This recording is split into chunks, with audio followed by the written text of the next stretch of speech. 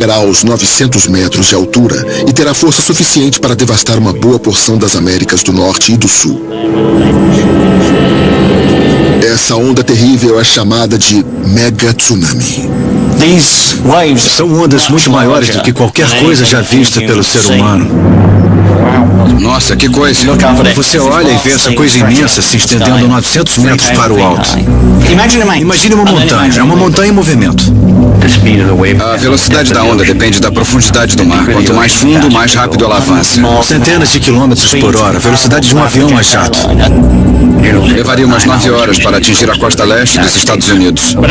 É bem profundo, né? É sim. Então ela vai avançar mais. No meio do caminho, o impulso único original vai ter se dividido em uns 20 ciclos de ondas.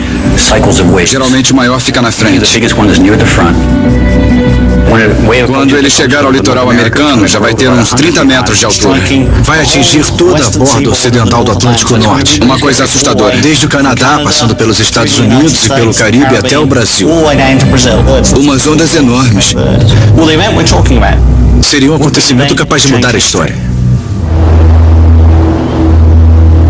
Mais da metade da população do planeta vive na estreita faixa litorânea dos continentes. A área costeira mais densamente povoada dos Estados Unidos, que vai de Boston à cidade de Washington, estaria no caminho direto da mega tsunami, que poderia pôr em risco milhões de vidas e também a estabilidade da economia global. Se atingisse a cidade de Nova York, a mega tsunami ameaçaria o maior polo econômico dos Estados Unidos e um dos maiores do mundo, além da maior bolsa de valores do planeta. O cenário pessimista projetado por Steven e Simon chega a parecer difícil de acreditar, mas os dois argumentam que a ameaça é verdadeira e foram buscar evidências disso nos recantos mais remotos do planeta. São corais fossilizados, material descoberto nas profundezas do oceano, pistas enigmáticas achadas em cavernas, ferimentos na superfície do planeta. Tudo corrobora a tese dos estudiosos e aponta para o desastre apocalíptico de proporções históricas.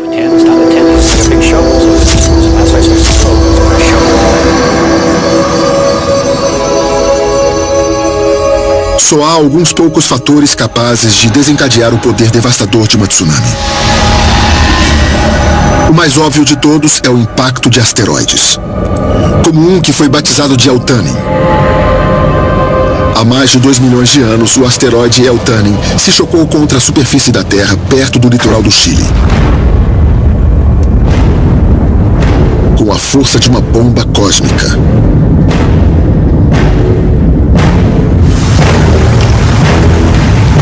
O impacto ergueu uma coluna de água que chegou a 3.000 metros de altura e provocou uma série de ondas que devastaram a Califórnia, o Havaí, o Japão e a Austrália. Nenhum ser humano jamais testemunhou um acontecimento como a queda do Eltanin. Mas um segundo fator desencadeador de tsunami se mostrou bastante real há bem pouco tempo. Jesus Cristo, olhem só. Aquela onda deve ter mais de 6 metros de altura. Ai, meu Deus. Meu Deus. Aí vem ela. Aí vem ela.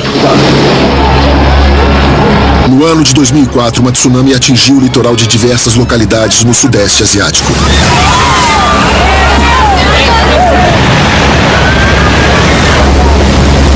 Em questão de horas, mais de 250 mil pessoas foram mortas.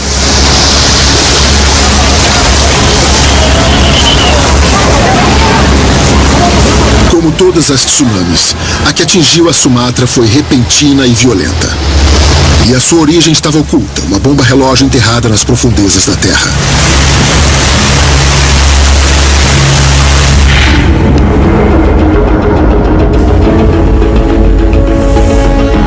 Como um quebra-cabeças, a crosta terrestre é formada por cerca de 12 placas tectônicas. Essas placas flutuam e se deslocam sobre um núcleo derretido, o tempo todo pressionando e deslizando uma contra a outra.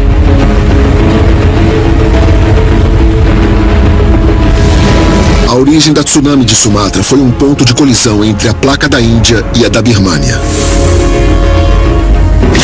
Uma das placas havia mergulhado fundo por baixo da outra, mas a pressão ficou grande demais. Gradualmente a pressão vai aumentando. A placa de cá quer avançar, mas ela fica presa. E depois de 200 anos nesse impasse, uma hora ela diz, chega. E os séculos de atrito são liberados de uma vez. Quando as duas placas se soltaram, uma foi para baixo e a outra entortou para cima. A carga de energia liberada com isso foi 23 mil vezes maior que a força da bomba atômica lançada em Nagasaki. A onda inicial tinha centenas de quilômetros de comprimento, acompanhando a rachadura feita no leito do oceano. Quando atingiu a Terra, ela avançou e recuou. E avançou e recuou repetidas vezes durante horas com uma força descomunal.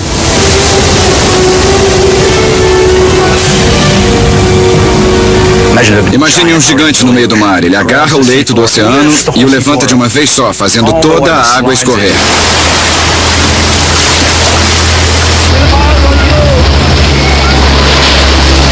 E ela vai carregando um monte de coisas sólidas junto. Pedra, areia, carros. As pessoas morreram esmagadas, basicamente.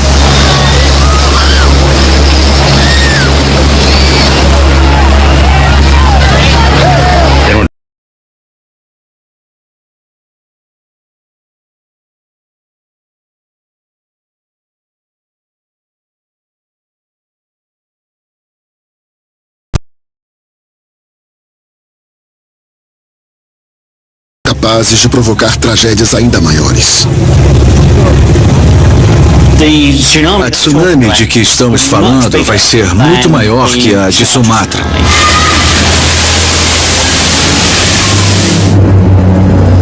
Estamos falando de uma faixa litorânea que vai ficar parecida com o que vimos em Sumatra. Uma faixa de devastação que vai chegar a até 3 quilômetros da praia.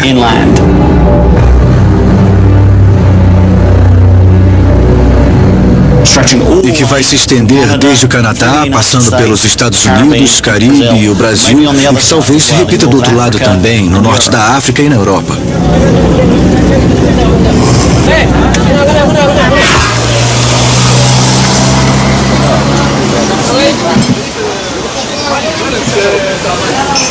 A ameaça de tsunami que Simon e Steven estão prevendo não virá do impacto de um asteroide e nem de um terremoto. Eles suspeitam que a onda gigante terá origem na ilha de La Palma.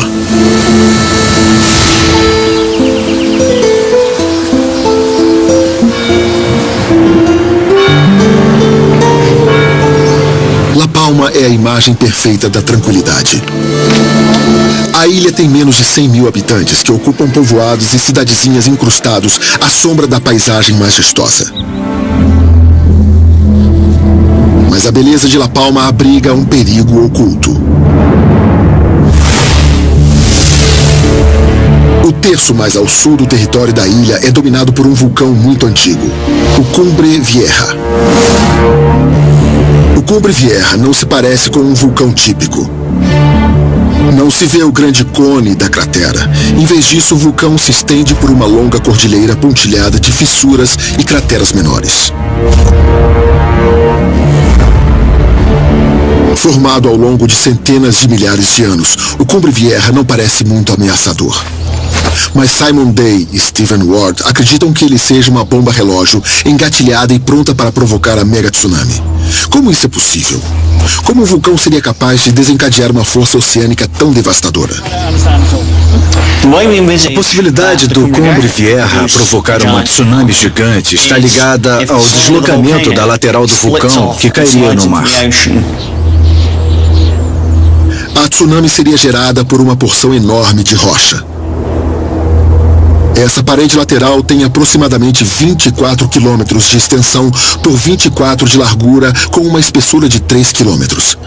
E embora pareça estável, no momento em que se descolar vai ser a toda velocidade. No auge da explosão, o flanco da cordilheira poderá se deslocar a 50 ou 100 metros por segundo. É a velocidade de um trem expresso. Simon Day e Stephen Ward estimam que a explosão final do Cumbre Vieja será precedida por semanas de acontecimentos violentos. Fissuras ao longo do cume lançarão colunas de cinzas capazes de escurecer o céu. A lava transbordará pelas encostas íngremes, indo desaguar no mar fervente. Incêndios devastarão as florestas, deixando a paisagem esturricada. Os terremotos sacudirão toda a área, destruindo povoados e cidades. E então, no começo, muito lentamente, uma porção de até 500 quilômetros cúbicos da ilha irá se descolar do resto. E assim a onda nasce. Uma cordilheira de água que se ergue até 900 metros da superfície do mar. Em questão de minutos, a maior parte das Ilhas Canárias será devastada. Uma hora depois, a mega tsunami irá devastar partes do norte da África e da Europa. Ainda no mesmo dia, a América do Norte, o Caribe e a América do Sul serão atingidos por ondas monstruosas. A lava descerá por essa encosta até o mar. É difícil imaginar que uma ilha vulcânica seja capaz de desencadear uma mega tsunami. Asteroides, sim. Terremotos no fundo do mar, nós já vimos que sim. Mas muita gente duvida que exista a possibilidade de uma porção do Cumbre Vieja se descolar e mergulhar no mar tão depressa. Será que uma calamidade assim é mesmo possível?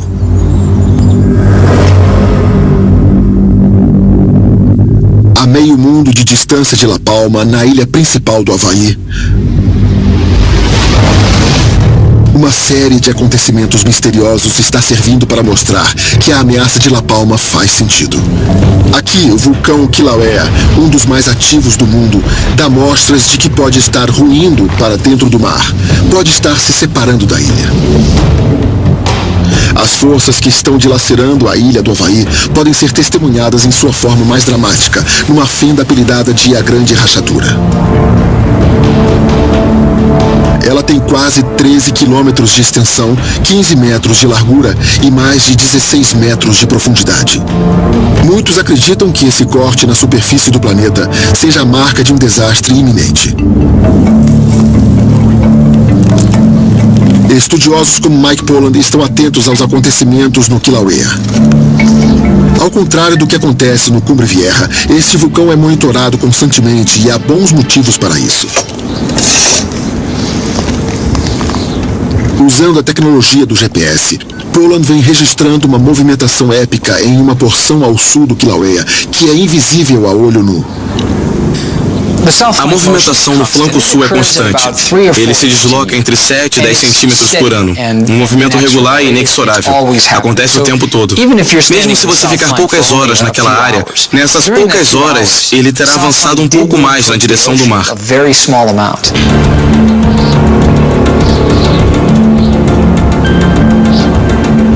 O deslocamento do flanco sul do vulcão é regular como os ponteiros de um relógio. Mas há pouco tempo os cientistas descobriram que porções inteiras de montes como o Kilauea e o Cumbre Vieja também podem se deslocar de forma repentina e rápida. Em novembro de 2000 foi reconhecido pela primeira vez o que chamamos de terremoto lento ou silencioso. Nós observamos o flanco sul inteiro do Kilauea deslizando cerca de 5 centímetros na direção do mar num período de 24 a 36 horas. Estamos falando de um flanco de montanha, milhões de toneladas de rocha se deslocando em massa para o oceano. É uma velocidade incrível, muito rápida. 7 dias por semana, 24 horas por dia, o Kilauea está sob vigilância constante de um amplo sistema de sensores automáticos.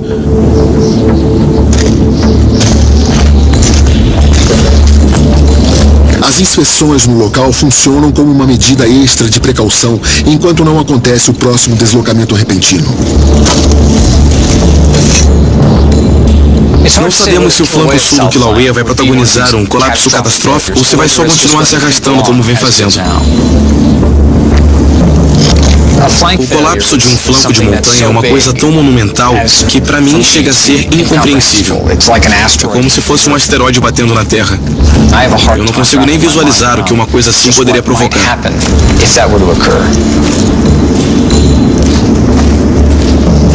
Embora seja um cenário difícil de imaginar, existem sinais indicando que o colapso de porções das montanhas do Havaí já aconteceu no passado e que desencadeou ondas gigantes.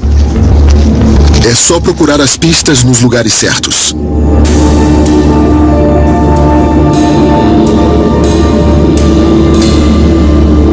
Na ilha de Lanai, em encostas de montanhas muito longe do litoral, a mais de 300 metros acima do nível do mar, os pesquisadores encontraram recifes de coral.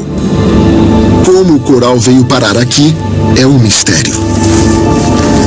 O grande mistério com relação aos depósitos de coral do Havaí é o tamanho deles. Não são nada pequenos. E isso é uma coisa que já intrigou muitos pesquisadores. Inicialmente, os cientistas pensaram que os recifes estavam no alto porque há muito tempo o nível do mar talvez fosse muito mais alto também. Houve quem sugerisse também que eles podiam ter sido erguidos do fundo do mar durante a formação das ilhas. Mas Gary McMurtry defende uma outra hipótese e ressalta uma pista reveladora. Os corais encontrados nas montanhas não estão intactos. Ao contrário, eles parecem ter sido jogados nas rochas. Para o pesquisador, os depósitos de coral têm uma explicação mais provável. Um outro agente pode ter esmagado os corais contra as encostas das montanhas. Uma tsunami enorme. E se a hipótese estiver correta, ele acredita que a passagem da onda deixou outros vestígios. No leito do oceano em torno do arquipélago havaiano, os cientistas descobriram um grande monte submarino, uma formação geológica de mais de 8.300 quilômetros cúbicos. Inicialmente, eles pensaram se tratar de uma montanha submersa. Mas hoje, a tese mais aceita é a de que o monte foi formado pelos restos de um deslizamento vulcânico. Para ter uma ideia da escala desse deslizamento, vamos relembrar a erupção do Monte Santa Helena, nos Estados Unidos. 18 de maio de 1980, por volta das 8h30 da manhã, o Monte Santa Helena explodiu em uma erupção violenta. Foi a erupção vulcânica que mais fez vítimas na história dos Estados Unidos. E ela também desencadeou o maior deslizamento vulcânico de que se tem registro no país.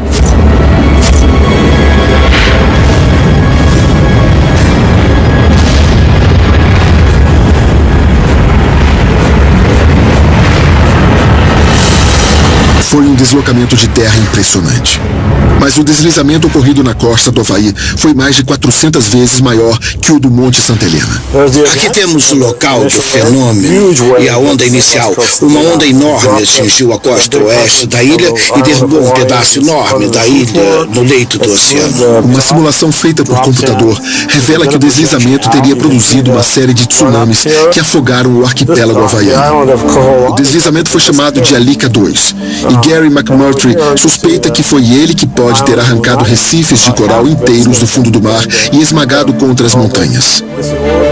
Se foi mesmo o Alika 2 que criou os depósitos de coral, McMurtry sabe que uma evidência pode comprovar isso definitivamente. A época do deslizamento precisa ser compatível com a idade dos depósitos de coral encontrados. Para determinar a data do deslizamento vulcânico, McMurtry fez uma medição da quantidade de dejetos marinhos que se acumularam no depósito submarino ao longo dos milênios. É como se fosse poeira num piano antigo. Ela vai se acumulando. E você sabe se o piano está no lugar há muito tempo por causa da quantidade de pó que fica em cima dele. A mesma coisa vale para esses deslizamentos de terra enormes.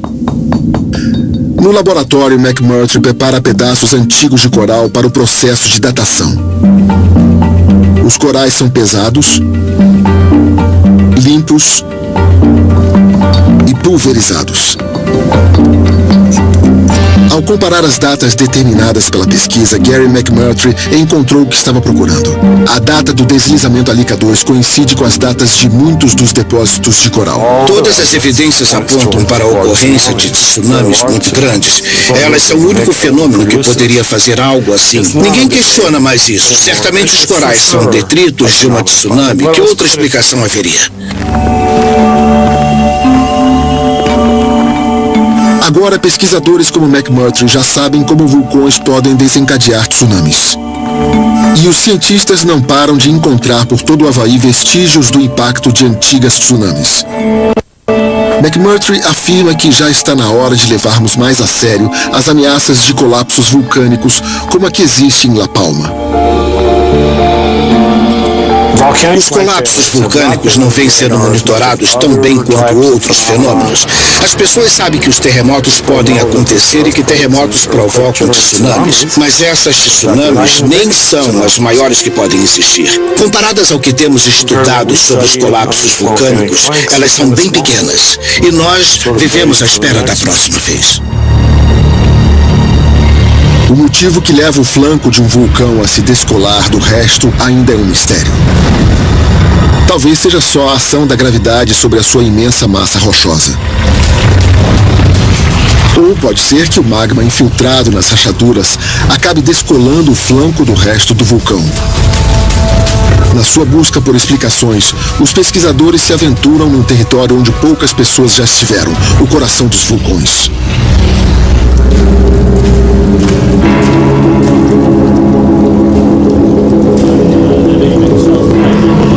Voltando às Ilhas Canárias e a La Palma, encontramos Simon Day e Stephen Ward explorando as entranhas escuras de um vulcão adormecido.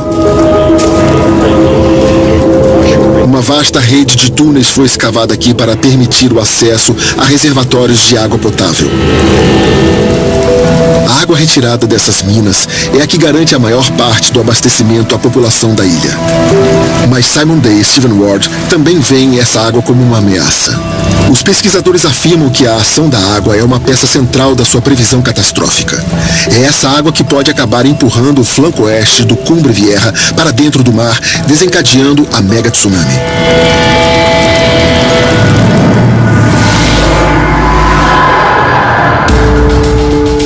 O Cumbre Vieja é cheio d'água. Ela é mantida na parte alta da montanha por camadas grossas de cinza e rochas. Lençóis de lava chamados de diques aprisionam a água que se infiltra na rocha, deixando-a praticamente selada no lugar. Essa água armazenada pode se transformar numa bomba durante uma erupção futura.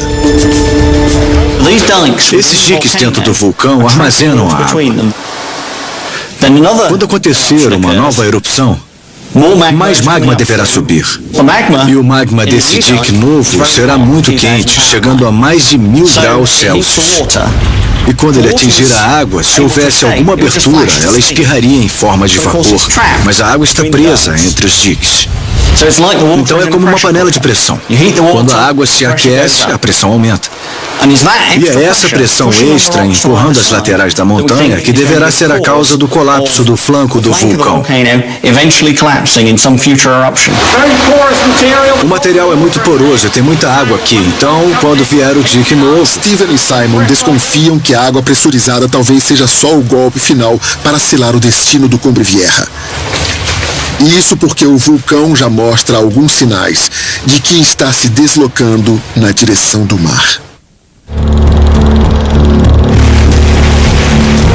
No ano de 1949, durante mais de 36 dias, o Cumbre Vieja explodiu numa erupção violenta que abriu crateras na montanha e despejou ondas de lava dentro do mar. Ao mesmo tempo, o sul da ilha era sacudido por fortes terremotos. Como uma ferida que não cicatrizou, o Hoyo Negro é uma recordação impressionante da violência da erupção de 1949. Mas dentro da cratera existe uma cicatriz ainda mais profunda, embora menos óbvia. A sua porção oeste baixou consideravelmente na direção do nível do mar. Olhando para lá, você vai ver a camada amarela de cinzas com uma faixa escura na metade. Se você acompanhar a faixa escura, vai ver que de repente ela baixa cerca de 2 metros no lado oeste. O lado oeste do Cumbre Vieja parece ter se soltado da ilha.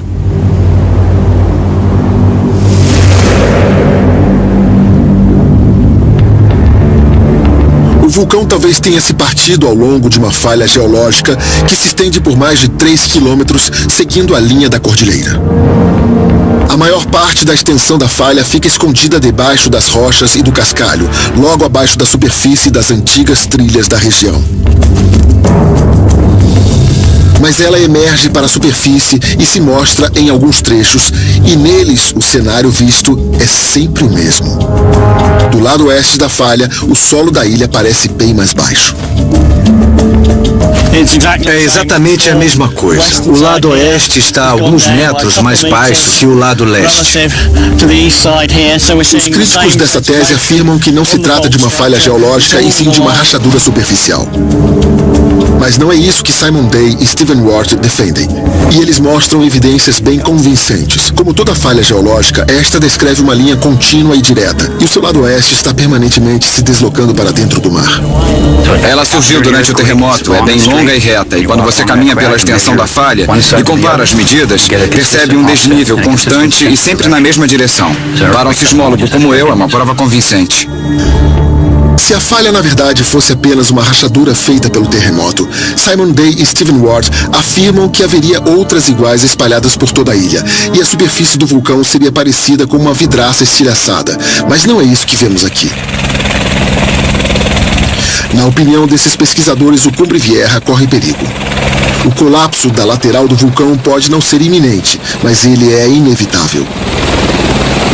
E algumas das evidências mais perturbadoras disso podem ser vistas do alto.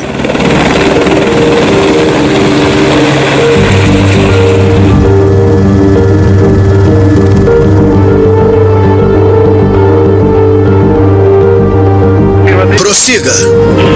Entendido. Estamos sobrevoando o local neste momento. Câmbio. Ao longo da sua história, a ilha de La Palma tem sido o cenário de mudanças drásticas. Montanhas inteiras mergulharam no mar. Crateras gigantes foram abertas com a força de explosões.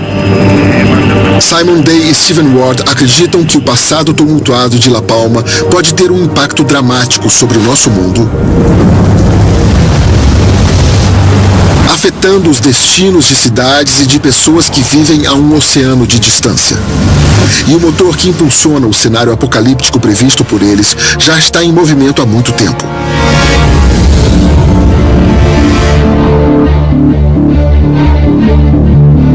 La Palma já abrigou outro vulcão chamado de Cumbre Nueva. O seu reinado teve um final abrupto e violento há cerca de 560 mil anos, modificando a paisagem da ilha. Depois do colapso, uma série de chaminés vulcânicas apareceu, criando 3 áreas chamadas de rifts. A lava que se derramou dos novos rifts formou o que hoje é o Cumbre Vieja. Esses anos de formação do Cumbre Vieja são cruciais para os estudos dos pesquisadores Simon e Stephen. Isso porque a face oeste da nova montanha formou-se em cima de um monte de detritos, os restos do colapso do Cumbre Nueva. Por isso a região é instável desde que apareceu. E o que complica ainda mais a situação é que os rifts originais sofreram transformações com o tempo. Primeiro, o rift noroeste tornou-se inativo, logo seguido pelo rift nordeste. Hoje, a região que se estende de norte a sul é a única que resta em atividade e a única via de escape para as erupções, o que ameaça partir a ilha ao meio.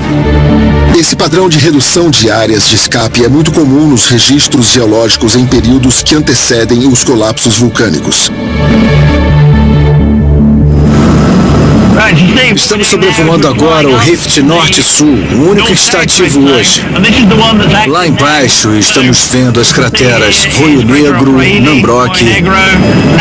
Elas delineiam uma faixa vertical de chaminés vulcânicas que se formou nos últimos milhares de anos e foi parte dessa reconfiguração do vulcão.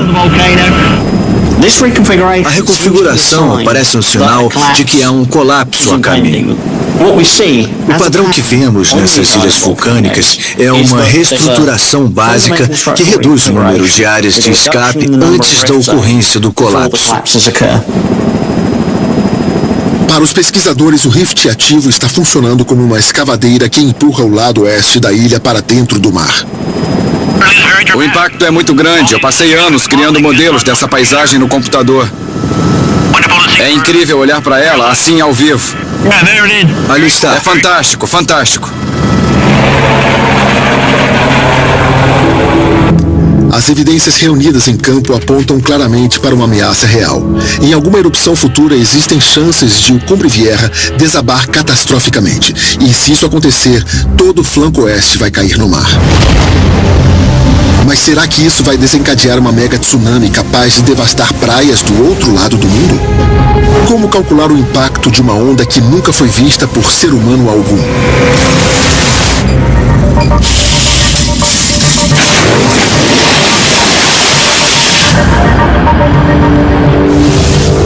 Tudo tem que sair exatamente de acordo com os cálculos. Está vendo aqui? O laboratório Hinsdale de pesquisa de ondas na Universidade do Estado do Oregon tem um dos maiores geradores de tsunami em operação no mundo.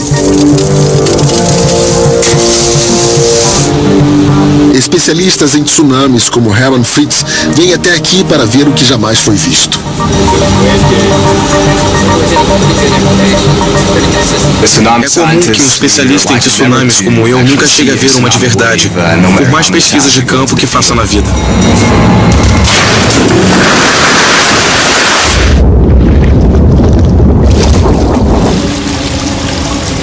No momento, Herman Fritz está tentando investigar que distância uma tsunami é capaz de viajar sem perder o seu poder de devastação. Veja o quanto se deslocou. Eu acho que foi o comprimento que mudou mais. A resposta para essa pergunta vai depender de que fator desencadeou a tsunami. Tsunamis originadas por terremotos, como foi o de Sumatra, costumam ser caracterizadas por uma série de ondas muito separadas e que percorrem grandes distâncias. Diz-se que elas têm um comprimento de onda maior. Tsunamis desse tipo podem viajar milhares de quilômetros, conservando seu poder de destruição. Na hipótese de um colapso do Cumbre Vieja, o cenário seria diferente. O evento produziria ondulações com um comprimento de onda mais curto. Cientistas acreditam que elas se espalhariam mais, perdendo força à medida que cruzassem o Atlântico. No laboratório, a equipe está preparando uma simulação do colapso do vulcão Cumbre Vieja. Será que a tsunami formada por ele vai conservar energia suficiente para destruir cidades distantes? Tudo certo, lançamento preparado. Repetidamente, Herman Fritz e sua equipe recriam o colapso do vulcão. A experiência é monitorada por um arsenal de câmeras e sensores. E os resultados são reveladores. Estamos concluindo que o resultado em La Palma será uma onda gigantesca, maior que qualquer coisa que já vimos ou registramos em toda a história. Se o flanco oeste entrar mesmo em colapso de uma vez só e em grande velocidade, a onda formada no local será muito grande.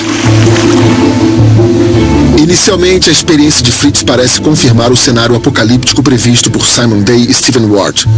Mas há um detalhe extra. Os resultados revelam que à medida que a onda original se afastar de La Palma, ela formará dezenas de outras ondas.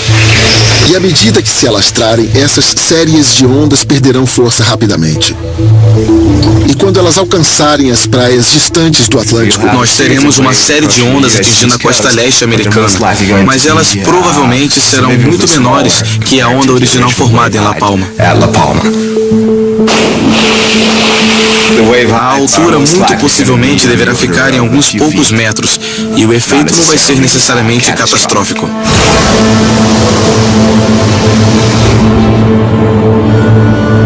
O potencial destrutivo do colapso do Cumbre Vieja pode ser uma ameaça para as ilhas próximas e pôr em risco as vidas de dezenas de milhares de pessoas.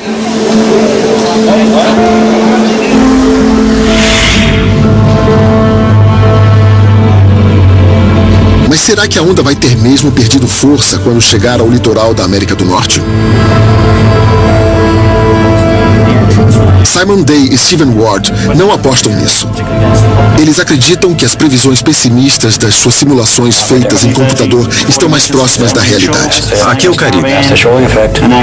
O argumento dos dois é que os tanques simuladores prestam uma ajuda valiosa, mas não podem ser comparados à complexidade de fatores levada em conta pelo computador. Eu trabalho com simulações físicas, ou seja, que usam meus melhores conhecimentos de leis da física, como gravidade, atrito e resistência do vento. Basta inserir esses dados no computador e pronto.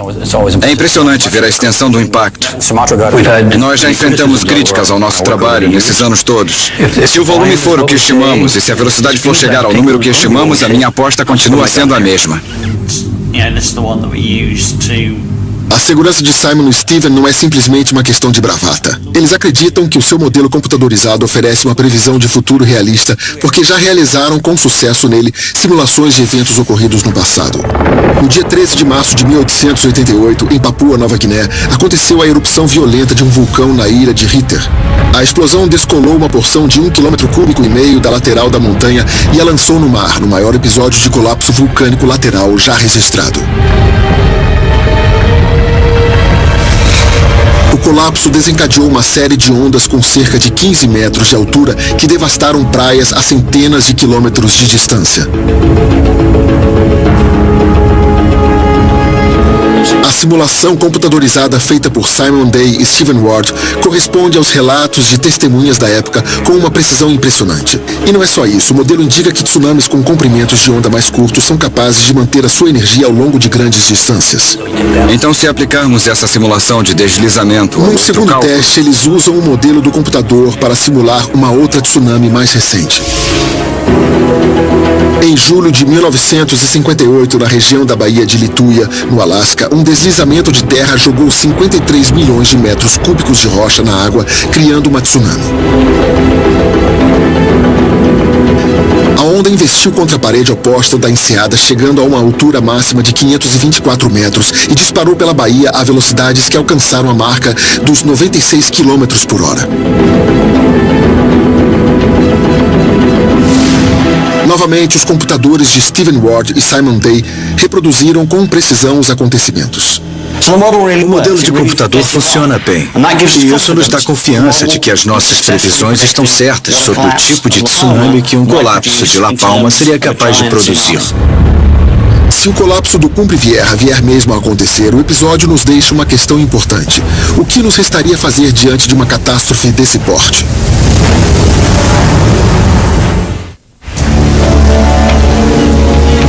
Nos Estados Unidos, o planejamento de ação em caso de desastres naturais é tarefa que cabe às autoridades locais. Na cidade de Nova York, o alarme de desastre soaria primeiro aqui.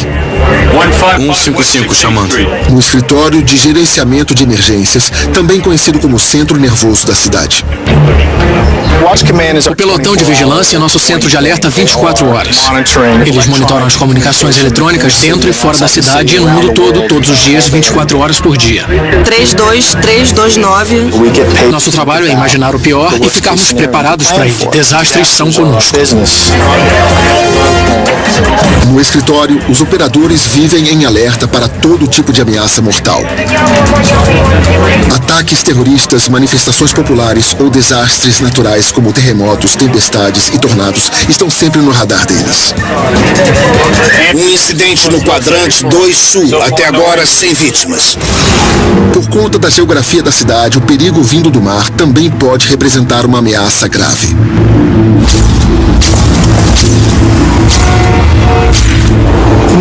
A cidade de Nova York tem mais de 8 milhões de pessoas vivendo numa área de 777 quilômetros quadrados. Ela é formada por 3 ilhas e uma península que ficam 15 metros acima do nível do mar. Estamos vulneráveis. Essa possibilidade de uma tsunami representa uma ameaça catastrófica para Nova York. É um evento que tem baixa probabilidade, mas um alto nível de danos potenciais. Portanto, fazemos planos para enfrentá-lo. Nós o assumimos como problema nosso. Se o Cumbre Vieja entrasse em erupção e a ilha de La Palma fosse sacudida por terremotos, as equipes de emergência de Nova York teriam um dilema complicado nas mãos.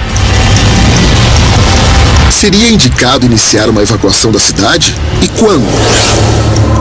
Os habitantes das áreas mais baixas da cidade, como boa parte do Brooklyn, do Queens e de Lower Manhattan, estariam mais vulneráveis à ação das ondas. Para levar todas essas pessoas para locais seguros, seriam necessárias até 18 horas. Se as autoridades esperassem até a tsunami ser detectada, a operação se transformaria numa corrida contra o tempo. A onda seria capaz de atravessar o Atlântico em apenas 9 horas e poderia chegar ao alvo antes que muitas pessoas estivessem em segurança.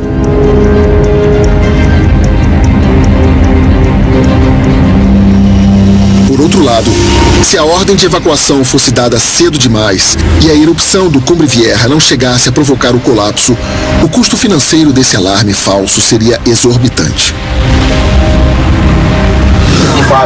5 horas. Essa é a nossa previsão para que a situação se normalize. Precisamos de suporte médico no setor Moses. No escritório de emergências, milhões de vidas estão sempre em jogo. Estamos providenciando. E uma operação de evacuação seria o teste máximo da sua competência. Dar uma ordem de evacuação é uma das decisões mais difíceis que um prefeito pode tomar, principalmente em Nova York, porque vai afetar as vidas de milhares, milhões de pessoas.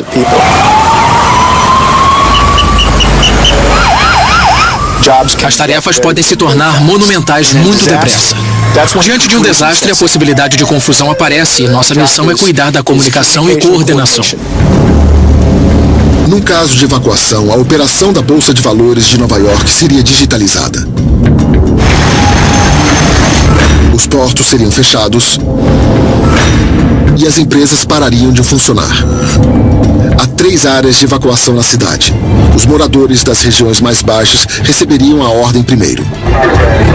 Todos receberiam instruções para procurar as centrais de evacuação de onde seriam encaminhados para os abrigos.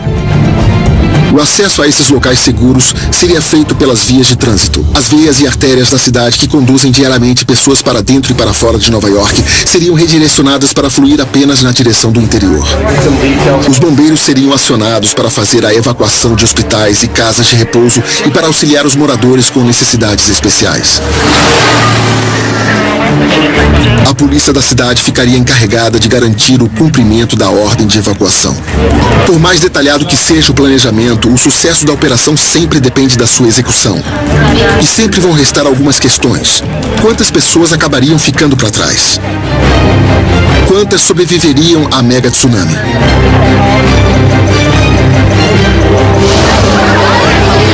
Aí vem ela, aí vem ela.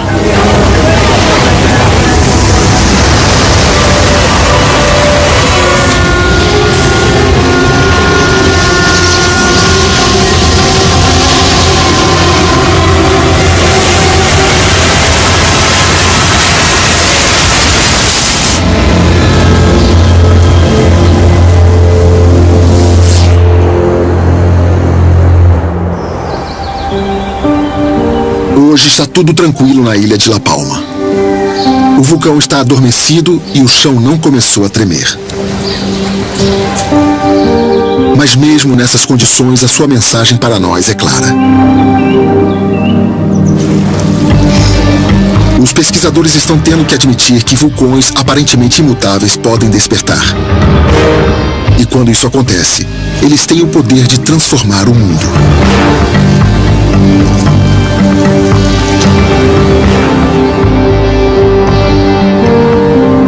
Será que uma erupção futura será capaz de provocar um colapso catastrófico do Cumbre Vieja? Simon Day e Stephen Ward fazem alertas tanto contra os alarmistas quanto contra aqueles que subestimam essa ameaça.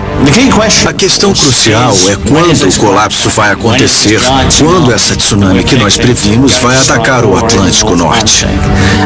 E nós não temos essa resposta. O vulcão vai precisar ser monitorado de perto durante as próximas erupções. La Palma é só uma das ilhas vulcânicas que temos no mundo. Ela está no topo da lista, mas não é a única ameaça.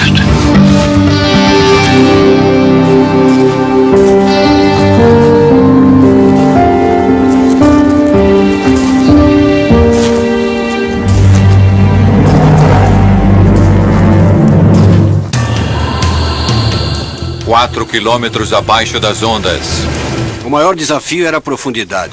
No fundo do Atlântico, investigadores buscam os restos do voo 447 da Air France.